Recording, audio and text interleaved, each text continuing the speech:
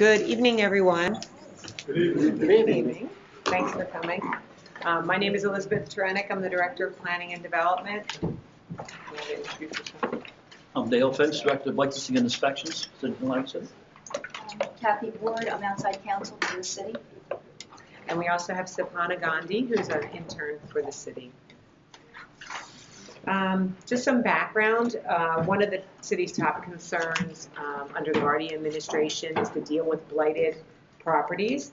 And the traditional methods are code enforcement, property maintenance inspections, but they take a lot of resources, a lot of time in court, a lot of follow-up, a lot of re-inspections.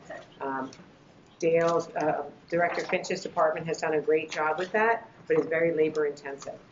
Demolition is another approach that we've been using, but again, needs resources. And certainly every property doesn't need to be demolished.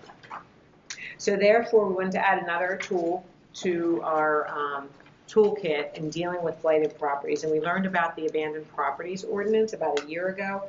And in December, the City Council adopted, after we drafted the abandoned properties ordinance, and it gives us certain powers to take possession of abandoned properties and turn them over to qualified developers. The process of qualifying developers, because the law is very specific that we have to turn these properties over to qualified developers, and we'll get more into that, is a step that we're in right now. Okay, so we have an RFQ, request for qualifications, out right now for developers to submit their experience and knowledge and resources in order to take properties and rehab them to get them back into use. The next step for us would be to prioritize the properties, and we're doing that using the Atlantic City Police Department crime data. We're working with neighborhood groups. I see Mr. Johnson here, who gave us a great list for Venice Park. We've worked with the West Side Neighborhood Association, Bungalow Park. We've walked Bungalow Park. We've been going to all the neighborhood association meetings, Director Finch and I, talking about this process and asking for the community's input to help us prioritize the properties that are causing the most problems in the neighborhoods. And there's two ways that the city can get possession of these properties: through accelerated tax sale of these properties, those that are delinquent in their taxes, and also through spotlight eminent domain. Okay, those are the two ways under the Abandoned Properties Act, and we'll get more into that. So, and there's also properties that are on the list that are behind on their taxes that the city is actually in the process of acquiring. Okay, so there's a lot of different categories of the properties that are considered abandoned and on the list. With that, I'm going to turn it over to Director Finch to talk a little bit more about the list and how properties get on the list, how they get off the list, and what we're going to do. Thank you. Good evening, and thanks for coming out tonight, this abandoned property discussion. It's a problem in a lot of communities across the state of New Jersey. Abandoned, foreclosed, boarded up, dilapidated properties. So we decided it would be one of the priorities of this administration, as was mentioned by Elizabeth. And in December, City Council adopted the ordinance to enable us to establish the abandoned property list. Now with that, we had to establish an abandoned property officer. And we decided that the construction official would be that person in Atlantic City. Then in January, February, and March, we began the task of going out to the communities with inspectors and evaluating the properties. From that point, they came back each day and we logged in what they thought was abandoned. We then had to send out certified letters to the property owners. So every person that was on the abandoned property list, and has been and that will be moving forward, receives a certified letter from the city, from us, saying that based on the criteria, which I'll explain in a minute, the property is considered abandoned. That is, if it's been unoccupied for 6 or more months, at least it's in rehabilitation and nothing has been done. There are building permits and nothing has been actively completed. Tax delinquency for at least 1 quarter, or a public nuisance, high grass, weeds, broken windows, boarded up, etc. So once we established the list, and it's a very fluid list. At one time, we had over 600 properties on the list. But the property owner has the opportunity within a 30-day window to say their property's not abandoned. And we had many people call and indicate the property is not abandoned, and for whatever reason, we sent the inspectors back out, and if we felt upon their re-inspection it was not abandoned, we removed it from the list. So every person, every property has had the opportunity to come off the list based upon the regulations. As of the 7th of October, we had 486 abandoned properties listed. And in the list I handed out, it's done by ward. You can see the first ward had 89 abandoned properties. The second ward had 52. The third ward had 173. The fourth ward, 86. The fifth ward had 18. And the sixth ward had 68. So again, it's a very fluid list. If the people thought it was not abandoned or could prove it wasn't, we removed it from the list. But we've been out to many neighborhood meetings, and we really appreciate the interaction with the neighborhood groups. They've been very helpful to us. And if they had properties they thought were abandoned, then we went out and we did the inspection, we added them.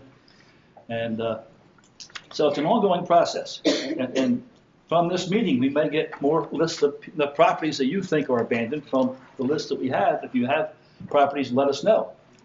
So, in fact, in today's press, the list was published and indicated the properties. And some people, I'm sure, are going to be calling tomorrow and not saying kind things. And we'll explain to them if they received the letter. They have the process in place, and we'll come out and re-inspect it. But there are rules and guidelines we're going to abide by. So we think it's been a great opportunity because we got property owners' attention that maybe thought that they let their property go, but we're out there inspecting, and we're going to move forward. One of the tools we have is demolishing the property. And that's the last resort, because if the property isn't repaired totally, it comes down.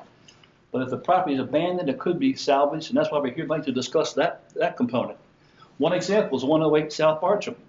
It was a neighborhood eyesore for several years, and Steve's here tonight to attest to that. He was very upset, and I don't blame him.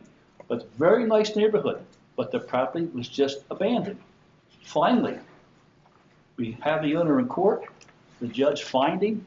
He's now rehabbing the property, and it'll be a nice property for sale. So we didn't want to demolish that property, but if we had to, we would have just taken it down. But the goal is to improve the housing stock in the city of Atlantic City. And by that demolition or to rehab the properties, get them off the boarded up list, clean up the neighborhoods, and cut the grass and make the properties look like they're habitable again. That's the goal of the whole program. We also have a foreclosure ordinance that we established in February through City Council. And that is where the foreclosed properties, the banks, the lien holders, have to be registered with the city. And when they do that, we get $300 back to the city. It's a joint effort, a shared services with the Atlantic County Improvement Authority and through Community Champions. But the total registration fee is $500. But the city gets $300 back to assist us to inspect the properties. Now, that the foreclosed property list also provides us with a tool in that the banks must have a property manager that's available to us. So that when we have violations, we contact that property manager and they have to clean the property up. So it's a great tool for us.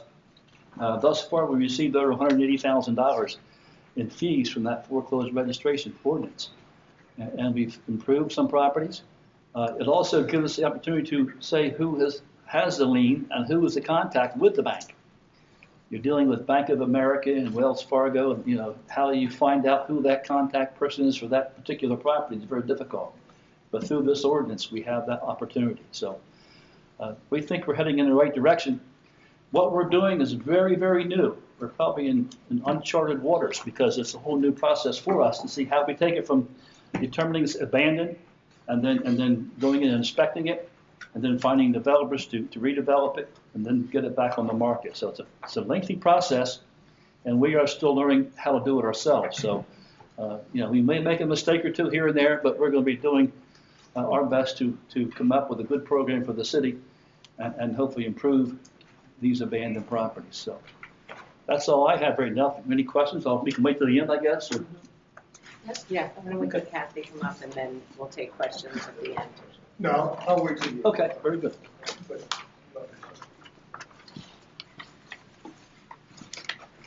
Okay, so I was just asked to speak to give you a little bit more of an in-depth description of how the law works.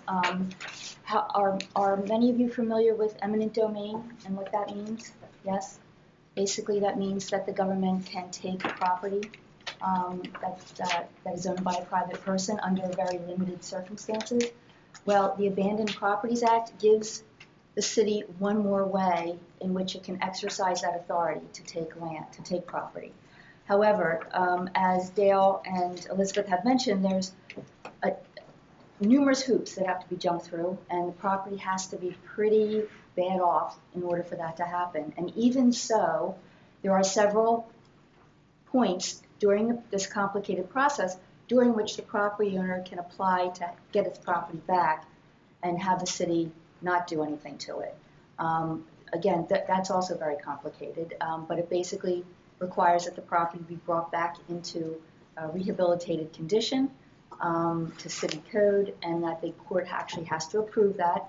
There has to be potentially a bond put up to promise financially that it will be completed, and there will be a time limit set on it so that we make sure that you do what you say you're going to do. But all that would be regulated by the court at that point. So the city can acquire property in a number of ways, which was also mentioned previously, and the Abandoned Properties Act allows the city to expand the ability to a couple of ways by allowing a special tax sale. While all municipalities have the right to sell tax liens, those are situations where properties have real estate taxes that are in arrears, that have not been paid. And at some point, the municipality can bundle those liens and then sell them. So what the Abandoned Properties Act allows, however, is a special tax sale on any property that has unpaid taxes, and especially if it's on the abandoned properties list. And Dale mentioned the various ways that a property can get on the abandoned properties list. And then at that special tax sale, what we intend to do is we intend to limit the people who can purchase properties at that special tax sale to those entities that have been qualified through the RFQ process that Elizabeth mentioned. So those properties would go to qualified rehabilitation entities who have satisfied the criteria of the statute to prove that they have the experience and the financial ability to do what is necessary to rehab those properties within a specific period of time. Now, when the city can also use eminent domain on what they call spot eminent domain. You can do it on a very limited purpose, process. So you can basically identify one property in a block, for example, that meets the criteria, and they can go right after that property. So that makes it a very good flexible tool for the city. Again, an eminent domain is taken very seriously, so therefore there's a lot of hoops that have to be jumped through. And one of the things that I just want to qualify here, which is different than regular eminent domain, is that the property owner is entitled to the fair market value of its property. If it is being taken through eminent domain under the Abandoned Properties Act, the city actually has to go out and look at the cost to rehab the property in addition to what it would cost to purchase the property. If the cost to rehab is more than what the property would be worth, then that can be deducted. Okay, so that is, I think, I would consider that a very strong incentive for the property owner to basically bring their property back into compliance. All right, and I think that's what the law intended, actually. So there will be situations where we will not always require a qualified rehabilitation entity as the entity that is allowed to bid on these properties. But those will not be conducted specifically under the Abandoned Properties Act. They will be conducted under other processes. For example, as also was mentioned, we do tax lien sales all the time. So if we have properties that the city has acquired title to by virtue of a tax lien foreclosure, we can turn those over to anyone. The city may consider limiting who can bid on those as well, especially if we identify certain areas of the city where maybe there's a group of properties that need to be done. The city's going to use creative approaches to getting the biggest bang for their buck. But the bottom line of this whole process is that we want to make sure that someone who acquires title or possession to a property does what they say they're going to do when they say they're going to do it, which has not always been the case in the past. But we think it's very important and in fact crucial to the neighborhoods that these properties are situated in, that be an absolute requirement. And I also want to confirm that especially the Embedded Properties Act does not apply to vacant ground. It only applies to properties where there are buildings. Okay. So that's all I have. So we'll take questions now? Yeah. Okay. Mr. Johnson? Yeah, the request for qualifications for developers. Now, is that online? Do you have that on the city website? You have to go through the purchasing department for that. They want to have everyone who gets a package registered with them. There has been several addendums to it. So they have to make sure that everyone has the same information that's going to be submitting their qualifications. That's on the 3rd floor of this building. And on the website, there is the ad that has the phone number and contact information. Okay, now the other question I had is a developer, of course, can resell his properties once they develop it. Correct. We don't intend to take back possession. We just want to put the requirement that a CO is issued within a certain time. A construction permit is gotten within a certain period, and or probably both, and a CO is issued within a certain time period. And if that doesn't happen, then the city would have the property revert most likely back to the city so we can try and find another qualified redeveloper to take that property. We want to have a very aggressive timeline too. I mean, it's not going to linger on for months and months and months. We're going to establish a fair. Well, I can tell you that we had a developer tell us, who is in this business, if I don't rehab that property and get it producing revenue for me within 4 months for a single family home, then I shouldn't be in the business. So that's their timeline. Now, properties vary. Properties vary in the intensity of work that'll need to be done. So, I would say 6 months, a year, if, The year would be on the far end. Right. You don't want procrastinators, you want action. Yeah, but doing this kind of work, 4 months is somewhat aggressive. Yeah, depending on the amount of time. And it depends on the developer themselves and the resources they have. And we're going to try and be flexible because we know there's local contractors that we want to make sure have an opportunity to do this. The due date, by the way, is November 1st for the RFQ to come in. And your final question I have, and then I'll be out of your hair. Any financing available, like community development block grant money for the rehab? We do have community block grant money for projects when people income qualify. They would have to be living in the home. There's a funding source, New Jersey Community Capital, and they do a lot of lending for this type of work. They actually helped us. They provided information on the Abandoned Properties Act. They've seen it work effectively in some other towns. So New Jersey Community Capital is the name of the organization, and we can connect you with a contact person there. And then, of course, local banks. Is there a requirement for the qualified builders to build a certain point above base flood elevation? It's a very good question and actually a challenge for us because once you improve a structure more than 50% of its value, the value of the structure, it has to be brought into compliance. That's the city. I know Ventnor started doing that. Is that Atlantic City? That's, I think that's state law. It's a FEMA requirement. Okay. Yeah. I knew it. So, it's great that what you're doing, but the people are, the end user's going to have a house that's not elevated. Their insurance is going to go through the roof. I don't know. It's definitely a challenging factor with this. If there's a way to do an internal lift, sometimes that can be done in a cheap manner. well, But that's, expensive. it's, yeah, it's still gonna cost cheaper, I should say. Yeah, The challenge is a really good point, and one we haven't figured how to get around really. unless you get, your contractors, that they have either contacts to lift homes, or they're good, they can work out something, the volume, that you'll get the price down at a reasonable price. We had a house lifting company come in and they're trying to become a qualified developer, so, and they've done so many that they've gotten it down. Sure. And how long does it take to go through to get qualified? I know you have to take some classes or whatever for the program, the builders itself, or just to qualify? No, yeah, there's just, if you go through the RFQ, it lists the qualifications. Primarily, they're related to having the experience and being Okay. financially able to.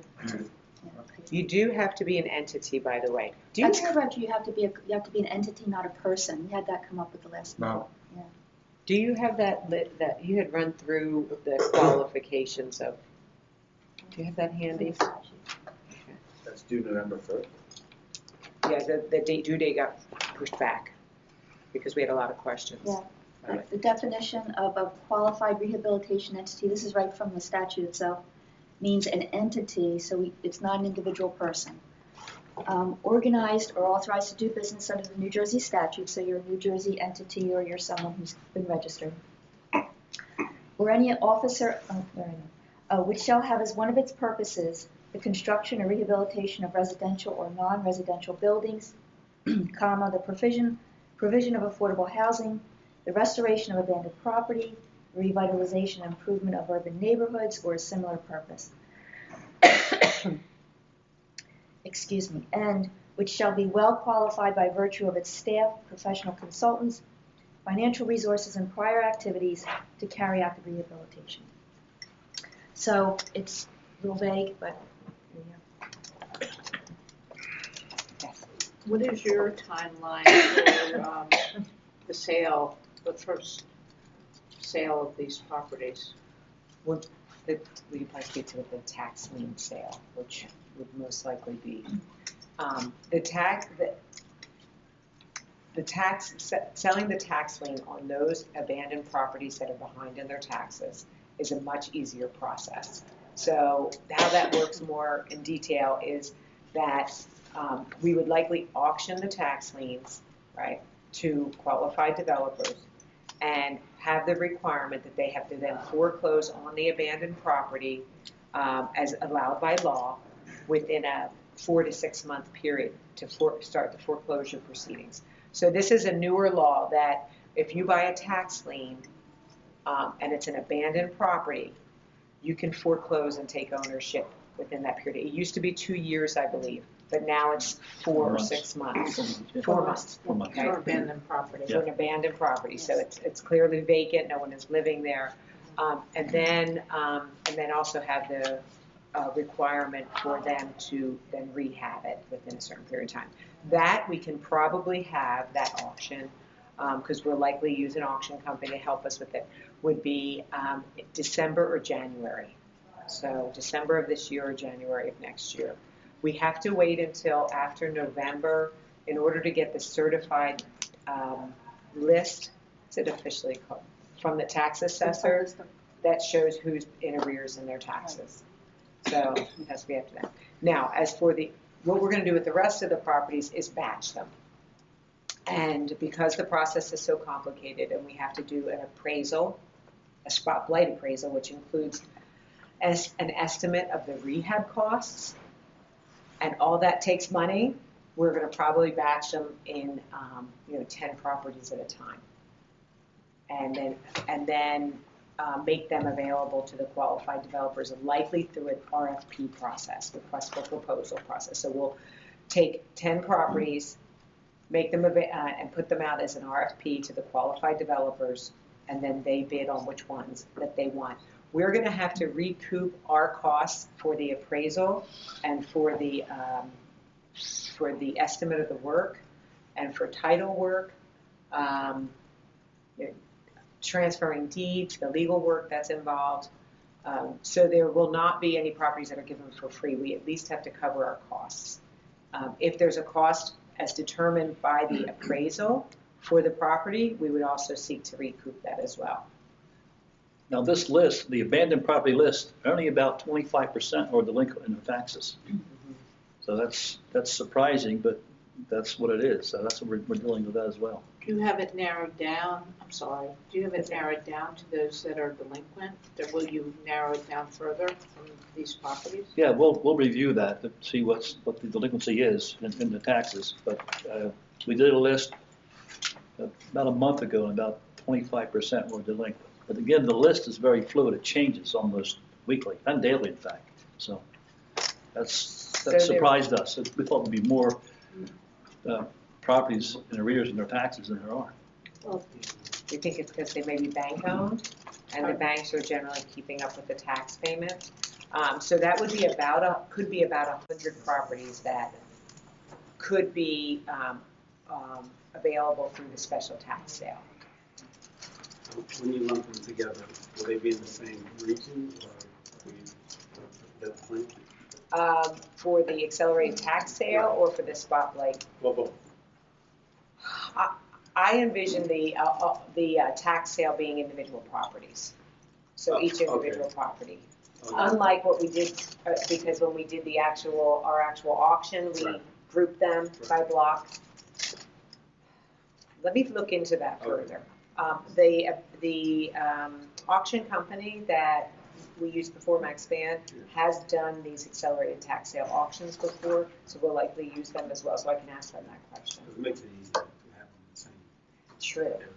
Yes, and we know that certain developers are already working in certain neighborhoods to buy and rehab properties. And properties that that developers have expressed an interest in, that we know someone wants, that's gonna help define our priority list as well. Because there's no sense in going through this whole process of getting an appraisal and an estimate and putting it out there as part of the RFP and not having anyone interested in it. And I could speak a little bit more about how we're setting our priorities. And Captain Sarkos is here from the police department. They've done a lot of work mapping where the crime happens. And one of the reasons why we're so focused on this issue is because the neighborhood, the folks in the neighborhood have said that these abandoned properties contribute to crime. And of course, we know that it's logical that happens. And so we've overlaid the major crime spots with the abandoned properties list. And this map was created by the police department. And it's going to help inform our decision-making on prioritizing properties. So basically in this area here is where you see a lot of crime along with the abandoned properties. Sapana, do you want to explain the map? Yeah. So with the crimes, the purple squares that you see, those are crime hotspots. So it's like within 3-block area around there. So yeah, the purples are the crime hotspots, and the green circles you see are vacant properties around there. So you can see that, if you want to tackle crime. So these would be, I guess, priorities because it's around crime. And then the hashed things that you see, these are dense areas with a lot of vacant properties. So. With the purple, what are the main crimes that are in that purple? Captain Sarkos, do you want to speak to the purple crime? Sure. The crimes that are indicated by purple, which I know. So the project that she's talking about is called Risk Terrain Modeling. It's a partnership that we did with Rutgers University. And we didn't map all of our crimes, so we mapped specific crimes. And we decided to focus on robberies and shootings and homicides. So the areas that you see, where it's kind of like a convergence of those crimes, would be homicide, shootings, and robberies that occur. So these are the areas that the team at Rutgers University determined that there's a higher risk factor of being involved in those particular crimes in those areas. And one of the factors that we've identified as increasing the risk and making those areas a little more risky is abandoned properties. So it actually is a good fit with this project that we're doing here. So we can address the abandoned properties. We feel that by removing that risk factor, we'll actually make those areas a lot safer. Two-part question. Most of the abandoned properties identified are in the 3rd and 4th ward. Will there be any priority or any special attention given to those areas? The other question I have is, it appears that some of the hot spots for crime are in the tourism district. will there be any contribution from the tourism district to the efforts of the city? You want to go We ahead? we haven't answered, the second question on the tourism district, we have not explored that yet, but we can.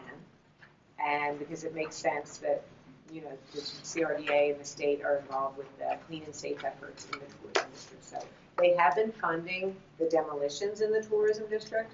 So maybe using that funding to help, because we need seed money to start doing the appraisals and the estimates and starting to get this thing going. So we could probably maybe use some of our demolition money from the state for that. As far as the high intensity areas in the neighborhoods, yes, that has to be a priority as well, because those I feel are having more of a severe impact on quality of life for the neighbors and the residents in the area. We're in the tourism district, even though it's high crime, we care a lot about what our guests are seeing, and that's a high priority. We also have to make sure the residents, so we want to do it all at one time, and we're really trying. We're still looking at, in the tourism area, demolition where we can. We've been really having our hands full with Belfield and some of those areas, Mansion, and it's just day in and day out. We send inspectors, the police are there, we find all kinds of drug paraphernalia, 10, 15, 20 people, and, you know, in a unit. Just, it's horrible. So that will be more of a demolition area where we can, but working with the wards and neighborhood groups is definitely a priority, as was mentioned. But what would help, and I don't know if maybe the West Side did this already. We did verify, the neighbors walked and verified a lot of the buildings, but maybe the top 10 properties. Yeah, that makes sense. And like Mr. Johnson had done in Venice Park, that was really helpful. So we've created a bigger spreadsheet than what you have, and we're indicating the ones that we're foreclosing on, the ones that are police or high crime spots, and the ones that the neighborhood has requested be prioritized. Okay, and that's going to help define our which ones we choose first. Excellent, thank you. It's a big project. Huge. And we are learning every day, to be honest. You know. Yes. Part of the cost to a developer is the tax liability. Are we going to get an abatement for that? What do we? That's it. You That's a answer good that? one. Well, that's a decision that the city was made, but the city is considering not requiring that the taxes be paid. And how would we know that? If we're bidding, if there's 10 properties bundled together, we're bidding on that bundle, we'll be told at the time of purchase, there's tax abatement given to incentivize us to. We'd have to resolve that issue. You would, yes, and you would be told a number of, you would be told conditions, and you would be told circumstances, yes. Generally, the abatement is only on the improvements, not on the property itself. Yeah, Well, there's a lot of different questions you could be asking. I just want to clarify. Are you talking about taxes, like past taxes owed, or moving forward the taxes? Well, when I get the property, it's free and clear, so the tax bill, old taxes are on the old people. Right. New taxes are on me if I'm making the improvements. I was talking about old taxes. Oh. I was talking, yes. That's Yeah, yesterday. understood. That's somebody A else's lot of people problem. don't know that, so yes. We don't know that? A lot of people don't know how that works. Oh, okay. I mean, clearly you've done this. Yes. People might not be aware that when they buy a property in a tax lien foreclosure situation, they get it without. Right. Pay the back taxes, right? Why are the developers making the improvements to the property? Are we gonna have to pay property tax? We have not come to a conclusion on that. Well, that'll be decided and determined. We've been asked that on where people are rehabbing properties. One thing we can do is once the city takes possession is adjust the assessment to be correct.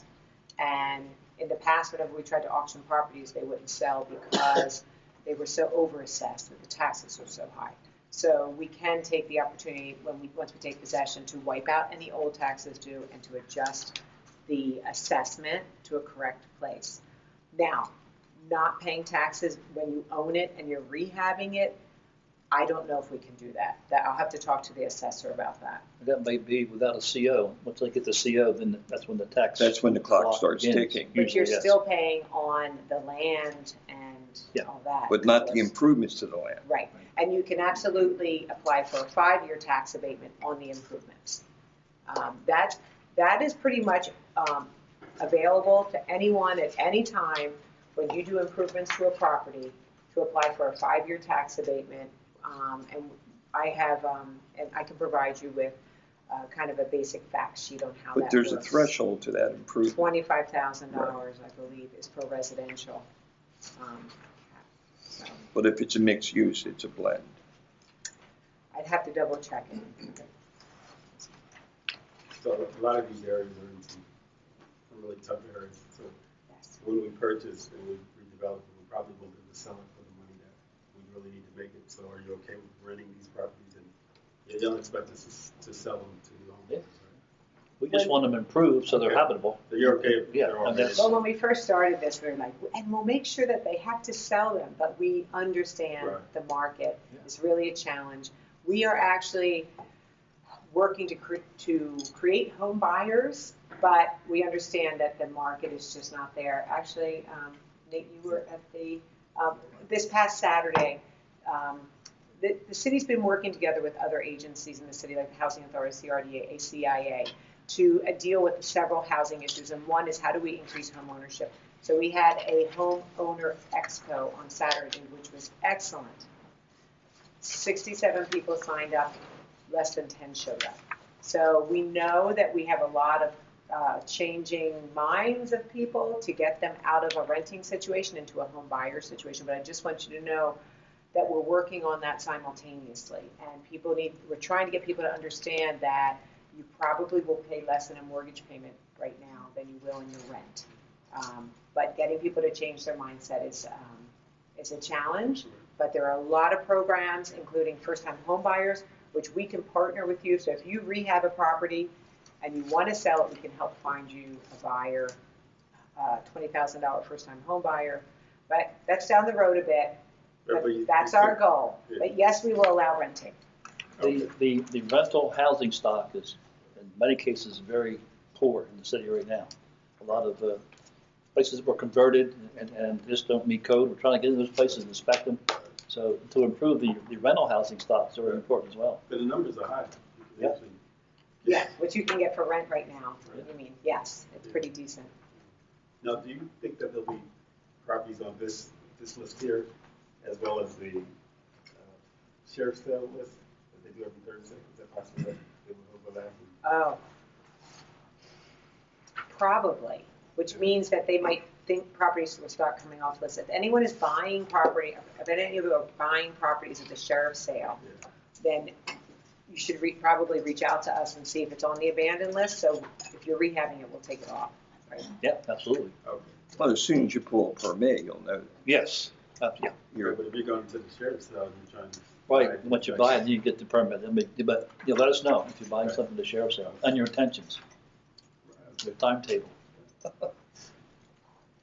So, yeah. Have any of the property owners been contacted so they can find out any incentives that the city may be giving, such as tax relief or payments? The property owners on the list, Yes. I could, Every property owner on the list received a certified letter of the abandonment of the property. And they had 30 days to contact us to indicate if they didn't think the property was abandoned or not.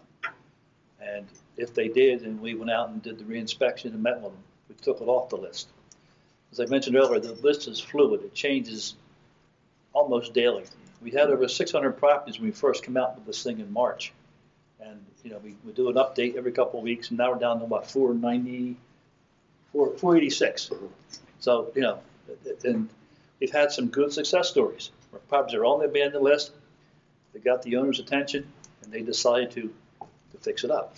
So, but that's a good point, getting the information. So along with the notice, send out information on on the tax abatement program if they are fixing it up. Other programs are generally available only to occupied, like for example, what was called the VIP, which is now CDBG home rehab.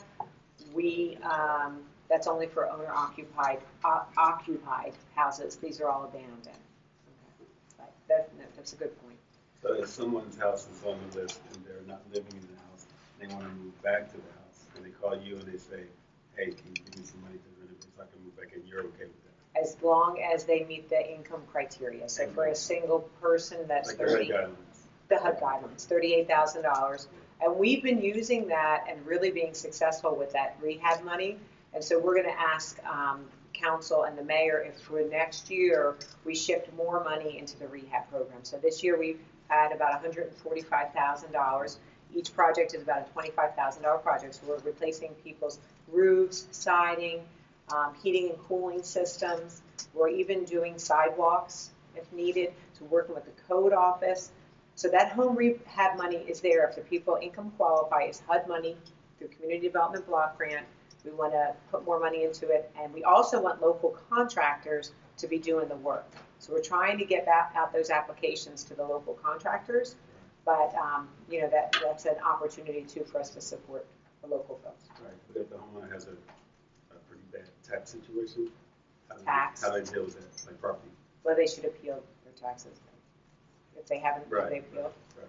Yeah, I don't know, I'm just assuming there are a bunch of them out there that say, I can't go back there because my tax situation is so bad, and I have to fix it up. You know? So they're not paying their taxes, maybe. Oh, it's being foreclosed on. Right. That's a whole other. There is another option too, though. Clarify is a company that's working. They're in City Hall and they're helping people if they're heading towards foreclosure, and they can work with the banks to restructure the mortgage and try and work out some kind of an arrangement. And on October 18th at the All Wars Memorial Building from 5 to 8 o'clock, there's going to be a foreclosure seminar. The state of New Jersey is allocating millions of dollars from the Hardest Hit Fund. An individual can get up to $50,000 to help make their mortgage payments if they've been a displaced worker. There we go. I wish I had brought more of those flyers. So I have information on that. That's for the foreclosure piece, but for Yes. the tax piece. The property taxes. Right. That is why we want, everything we do every day is to try and increase the value Right. of properties in the city so that we're spreading out Right. the pain, so to speak, of tax payments. But besides an appeal, Yeah, but they have to wait until next year. yeah. Also, I don't know what else you're in. on this list, there's about 20 properties that are going to be demolished within the next 40 to 60 days as well, so. What's the percentage of these houses that were affected by Hurricane Sandy? Do you know? I don't know.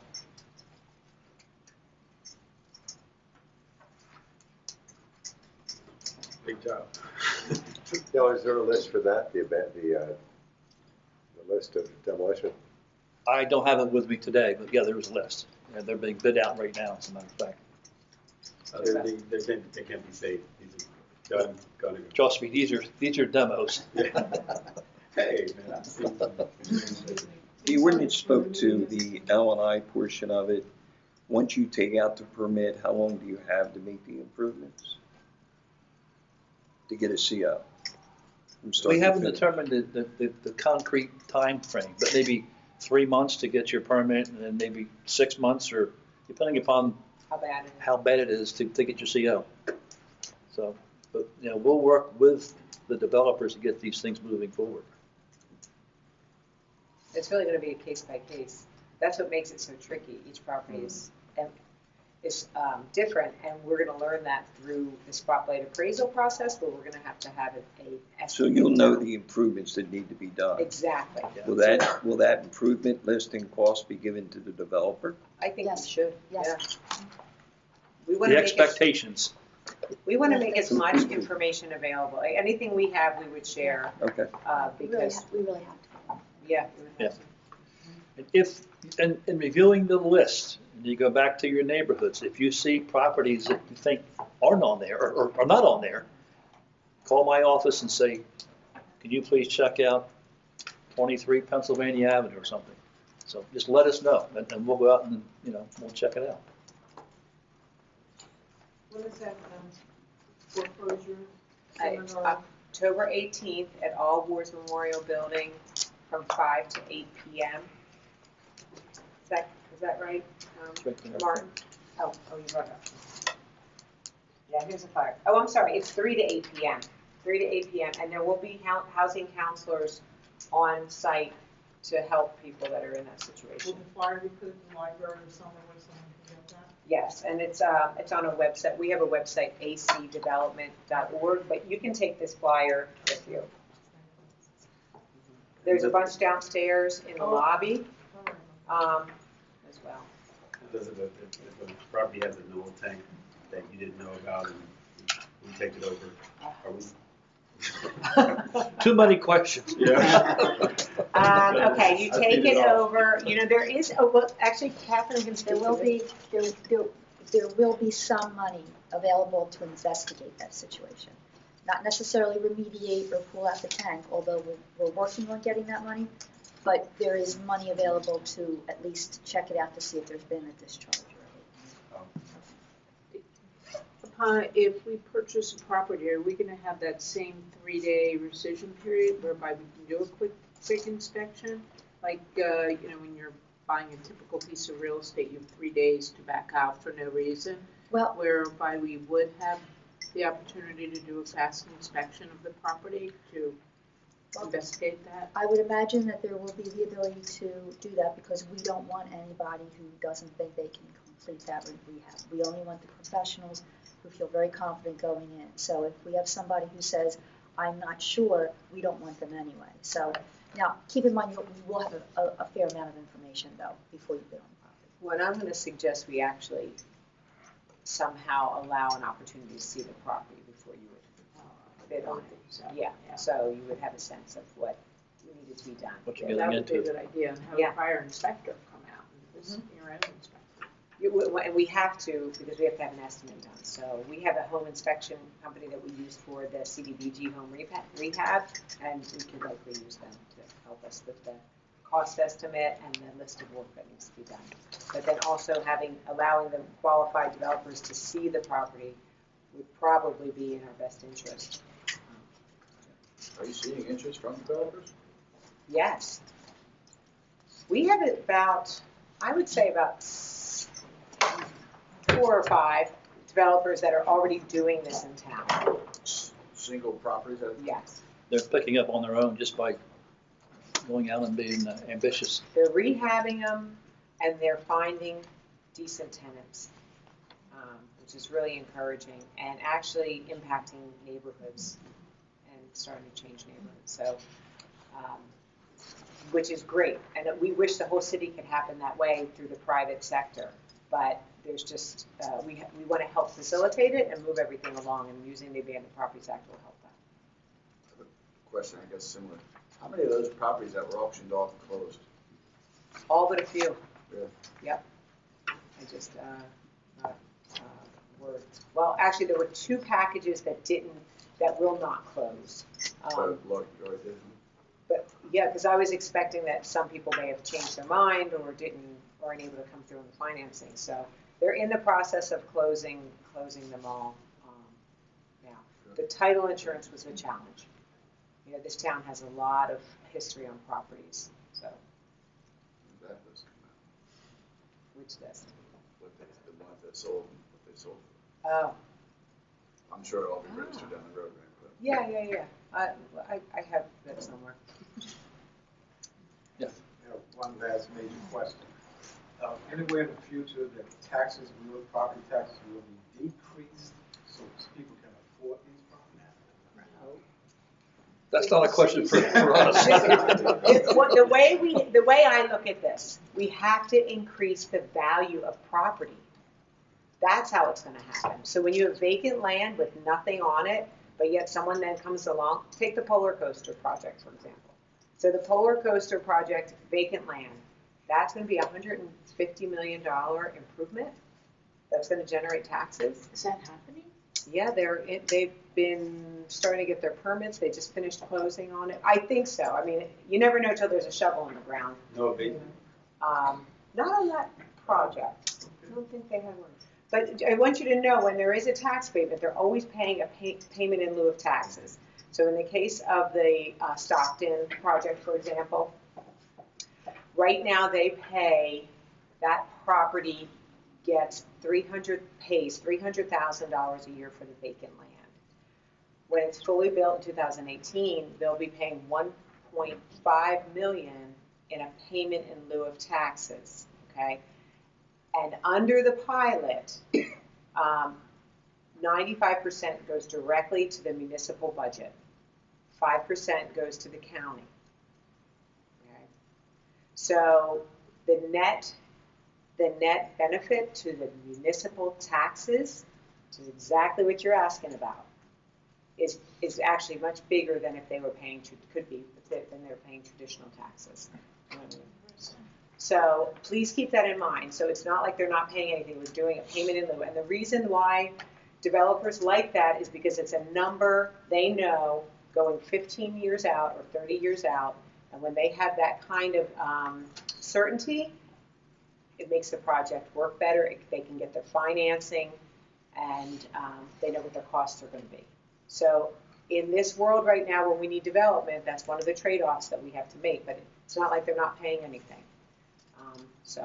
And I noticed that ground is broken on the Barai project, which is 250 units of apartments, residential, and they also will be paying a payment in lieu of taxes.